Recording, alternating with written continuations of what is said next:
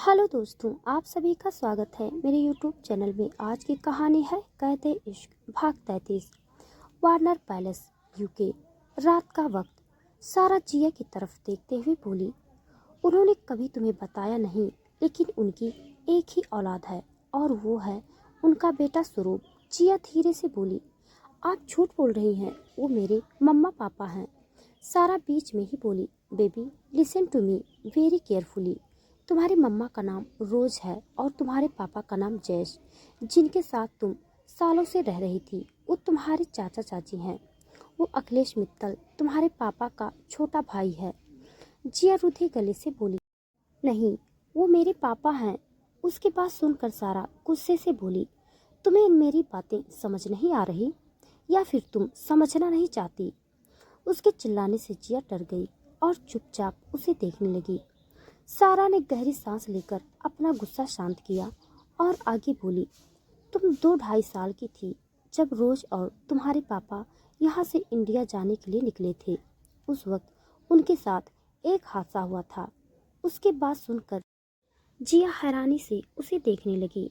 सारा ने side table के ड्रावर में से एक तस्वीर निकालकर जिया की तरफ बढ़ाते हुए कहा, उनकी कार का एक्सीडेंट हो गया था और उनकी कार खाई में गिर गई थी। उसके इतना कहते ही जिया अपनी आंखें फाड़े उसे देखने लगी। सारा उसकी तरफ देखते हुए बोली, रोज और जैस की डेड बॉडी बहुत ही बुरी हालत में मिली थी, लेकिन तुम्हारा कोई अता पता नहीं था। तुम्हारे सिर्फ कपड़े मिले थे, वो भी खून से सने हुए। बोलते हुए वो एकदम से चुप हो गई। जिया धीरे से बोली, फिर आगे क्या हुआ?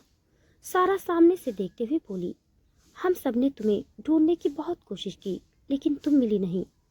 हमारी जो सर्च टीम थी उन्होंने बोल दिया कि कोई जानवर तुम्हें उठाकर ले गया होगा या फिर अब तक किसी जानवर ने।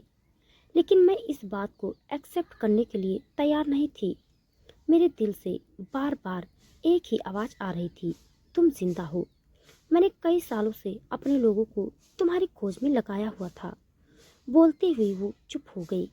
उसकी बातों का मतलब जिया अच्छे से समझ गई थी। वो चुपचाप अपने हाथ में पकड़ी हुई पुरानी सी तस्वीर को देख रही थी। तस्वीर में वो खुद रोज और जैस के साथ थी। बचपन में उसकी ऑलिव ग्रीन आंखें बेहद खूबसूरत थी। वो दिखने में बिल्कुल अपने पिता जैस पर गई थी, लेकिन वक्त के साथ उसकी आंखों का रंग थोड़ा सा चेंज हो गया था। तभी उसके कानों में सारा की आवाज़ गई, दानिश पढ़ाई के लिए घर से दूर रहता था। इस दौरान वो तुम्हारे बारे में भूल चुका था, लेकिन जब वो अपनी पढ़ाई पूरी करके घर वापस आया, उसके बाद से मैंने उसे लड़कियों से दूर रहने के लिए कहा। मैं हर दिन उसे तुम्हारी याद दिलाती थी ताकि वो किसी दूसरी लड़की के करीब न जाए। जिया धीरे से बोली, आप सच में लिली से, मतलब मुझसे इतना प्यार करती थी?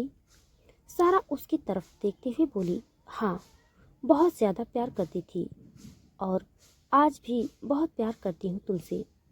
तुम्हें पता है, तुम्हारा नाम भी मैंने ही तुम्हें दिया था।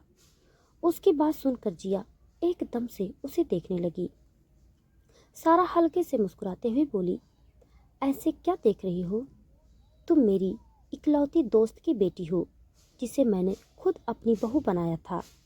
ऐसे कैसे मैं तुम्हें उन लोगों के पास छोड़ देती? जिया धीरे से बोली, लेकिन वो मेरे मम्मा पापा हैं, वो मुझसे बहुत प्यार करते हैं।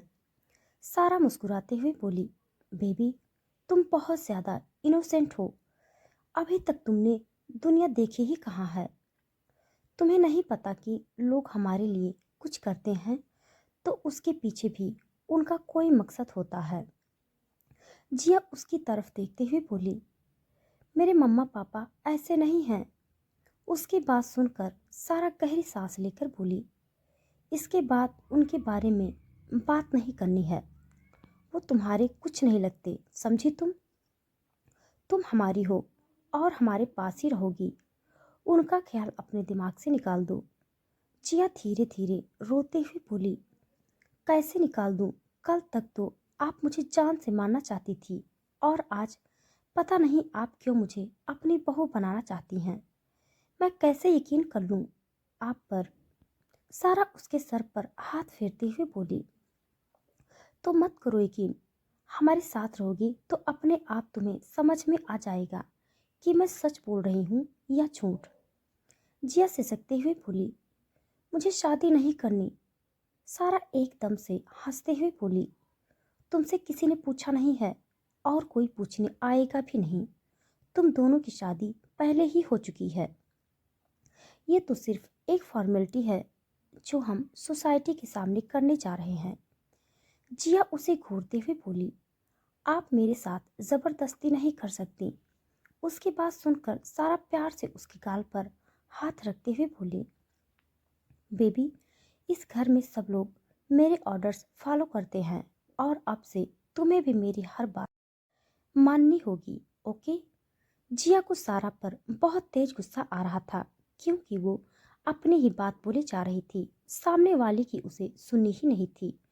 जिया ने गहरी सांस ली और धीरे से बोली, मैं फिर भी मना करूँ तो? उसका सवाल सुनकर सारा कुछ पल रुक कर बोली, तो फिर तुम्हें पनिशमेंट मिलेगी और इस बार दानिश भी बीच में नहीं आएगा। चलो अब चुपचाप सो जाओ। बोलकर उसने जिया को बेड पर लिटा दिया। जिया सहमी नजरों से उसे देख रही थी। सारा ने उसके फोरहेड पर किस करके उसे ब्लैंकेट से कवर कर दिया और लाइट्स ऑफ करके वो बाहर निकल गई। बाहर आते ही उसने बाहर से दरवाजा लॉक कर दिया। जिया खुद से ही बोली, यहाँ रहने वाले सब लोग पागल हैं। मुझे यहाँ नहीं रहना। लेकिन मैं यहाँ से निकलूं कैसे? बोलते हुए उसने फ्रस्ट्रेशन से अपनी आंखें बंद कर ली। Warner palace, UK. अगले दिन जिया के कमरे से शोर शराबे की आवाजें आ रही थी। ग्रेस और जैक उसके कमरे के बाहर खड़े थे। दानिश जिया के सामने खड़ा था। वो शांत लहजे में बोला, लिटिल गर्ल, हमारी शादी पहले से हो चुकी है। ये सिर्फ एक फॉर्मेलिटी है। जिया गुस्से से बोली, मैं तुम जैसे बुढ़े के साथ शादी नहीं करूंगी। मुझे पता है तुम मुझसे 12 साल बड़े हो। उसकी बात सुनते ही ग्रेस और जैक ने एक दूसरे की तरफ देखा और मुंह दबाकर हंसने लगी। दानिश बिना किसी भाव के जिया को देख रहा था। तभी वहां पर किसी की जोर जोर से हंसने की आवाजें आई। सभी की नजरें सारा की तरफ चली गई जो जिया की बात सुनकर हंस रही थी। दानिश अपनी आंखें छोटी करते हुए बोला, मॉम, आर यू सीरियस? सारा हंसते हुए बोली, आई कैन नॉट बिलीव तुम दोनों अभी से हस्बैंड वाइफ की तरह झगड़ रहे हो। दानिश गुस्से से बोला, मॉम। सारा उसकी तरफ देखते हुए बोली, ओके, मैं जा रही हूँ। तुम अपनी वाइफ को अच्छे से कन्विंस करो। ज्यादा वक्त नहीं है तुम्हारे पास। बोलकर वो वहां से निकल गई। दानिश ने ग्रेस और जैक की तरफ देखा तो वो दोनों भी तुरंत वहां से भाग गए। जिया चिल्लाते हुए बोली, मुझे घर जाना है, सुना तुमने? उसकी बात सुनते ही दानिश ने उसकी तरफ देखा और अपने कदम उसकी तरफ बढ़ाते हुए बोला, यही तुम्हारा घर है। ये बात अच्छे से अपने दिमाग में बैठा लो। जिया अपने कदम पीछे लेते हुए बोली, तुमने मुझे जाने नहीं दिया तो मैं फिर से भाग जाऊंगी। दानिश तिरछा मुस्कुराते हुए बोला, पहले तुम इस कमरे से बाहर निकल कर दिखाओ, उसके बाद भागने के बारे में सोचना। जिया पीछे जाते हुए दीवार से टकरा गई और उसने दानिश की तरफ देखा जो अब तक उसके करीब आ चुका था। जिया उसकी स्टील ब्लू आंखों में देखते हुए बोली, तुम्हें शर्म नहीं आती एक बच्ची के साथ जबरदस्ती शादी करते हुए? तुम अपने एज की लड़की से शादी क्यों नहीं करते? दानिश ने उसके दोनों तरफ अपने हाथ लगाते हुए कहा, हमारे पेरेंट्स ने हमारी शादी करवाई थी। जिया दूसरी तरफ देखते हुए बोली, मुझे कुछ याद नहीं है। दानिश ने उसे कमर से पकड़ते हुए अपने बेहद करीब खींच लिया और उसके बाल कान के पीछे करते हुए बोला, how do you remember? You were only 2 years old. जिया इरिटेट होकर बोली, एग्जैक्टली 2 साल की बच्ची थी मैं। इतनी सी उम्र में शादी कौन करता है, वो भी तुम जैसे बुढ़ी के साथ? दानिश बिना किसी भाव के बोला, तुम्हारी प्रॉब्लम यही है ना कि मेरी एज ज़्यादा है? जिया सपाट लहजे में बोली। सिर्फ यही नहीं, और भी प्रॉब्लम है। दानिश ने उसकी गाल पर हाथ रखते हुए उसका चेहरा अपनी तरफ किया और हल्के से मुस्कुराते हुए बोला, उम्र से कोई फर्क नहीं पड़ता। मैं तुम्हें सर से लेकर पांव तक अच्छे से सेटिस्फाई करूंगा, बिलीव मी। जिया चिढ़ते हुए बोली, अरे मुझे नहीं करनी है शादी। तुम्हें समझ नहीं आता? तुमने खुद मुझे छोड़ दिया था, तो फिर तुम दोबारा क्यों मेरी जिंदगी में घुसना चाहते हो? दानिश गहरी सांस लेकर बोला, लिटिल गर्ल, तुम्हारे गुस्सा करने से कुछ नहीं होगा। We are already husband and wife. Jiya ने उसे धक्का दिया और सीधे जाकर बेड पर बैठ गई।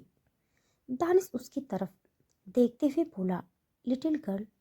जिया चिल्लाते हुए बोली, मुझे बात नहीं करनी तुमसे, दफा हो जाओ यहाँ से। उसकी बात सुनकर दानिश बिना कुछ बोले उसके सामने जाकर बैठ गया।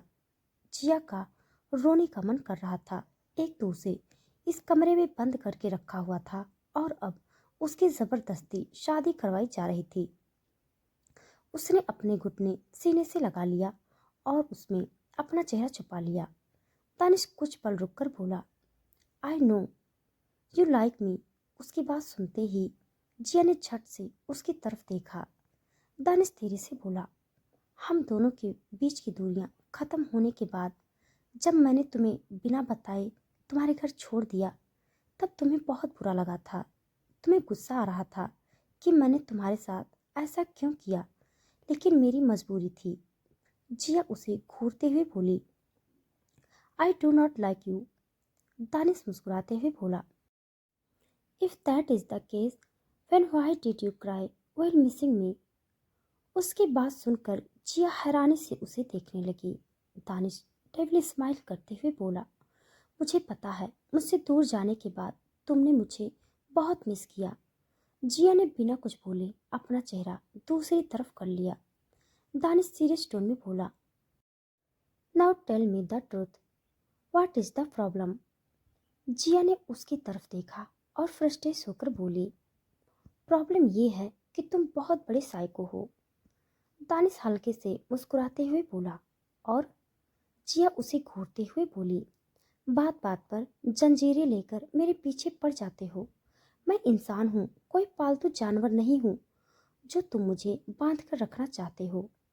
दानिश उसी तरह से बोला, अब तो तुम्हें बांध कर रखने की जरूरत नहीं है। I know you are my legally wedded wife. उसकी बात सुनकर जिया की धड़कनें एकदम से तेज हो गई। जब भी वो उसे अपनी वाइफ बोलता था, जिया को अलग सी बेचैनी होने लगती थी। उसे फ्रस्ट्रेशन से अपनी आंखें बंद कर ली। तभी दानिश ने उसका हाथ अपने हाथ में लिया और धीरे से बोला, I like you, I love you since I first show you. उसके इतना कहते ही जिया ने अपनी आंखें खोलकर उसे देखा। वो कुछ बोल नहीं रही थी, बस चुपचाप उसे देख रही थी। दानिश उसकी फॉरेस्ट ग्रीन आंखों में देखते हुए बोला, do not want to force you, so proper yourself. तुम्हारे कुछ भी करने से ये शादी नहीं रुकने वाली। थोड़ी देर बाद जिया चुपचाप बेड पर बैठी थी और दानिश वहां से जा चुका था। तभी ग्रेस उसके कमरे में अंदर आई। जिया ने उसे देखा और फिर दूसरी तरफ देखने लगी। ग्रेस उसके सामने बैठ गई और धीरे से बोली, मुझे पता है ये सब तुम्हें बहुत अजीब लग रहा होगा, लेकिन मॉम और भाई झूठ नहीं बोल रहे हैं। तुम्हारी और ब्रो की शादी बचपन में ही हो गई थी। जिया ने उसकी तरफ देखा और शांत लहजे में बोली, एक बात बताओ, अगर कोई इंसान तुम्हें किडनैप करता है, उसके बाद वो जबरदस्ती तुम्हारे करीब आने की कोशिश करता है, बात बात पर तुम्हें धमकी देता है, बिना तुम्हारी मर्जी के तुम्हारे करीब आता है और फिर एक ही झटके में तुम्हें खुद से दूर कर देता है, जैसे कि तुम्हारे होने न होने से उसे कोई फर्क ही नहीं पड़ता, इतना सब होने के बाद भी क्या तुम उसके साथ शादी कर लोगी? तो दोस्तों, आज के लिए बस इतना। इसके आगे का भाग जानने के लिए आप सब मेरे साथ बने रहिए। हमारी कहानी आप सबको कैसे लग रही है, कमेंट बॉक्स में ज़रूर बताइएगा। तब तक के लिए धन्यवाद।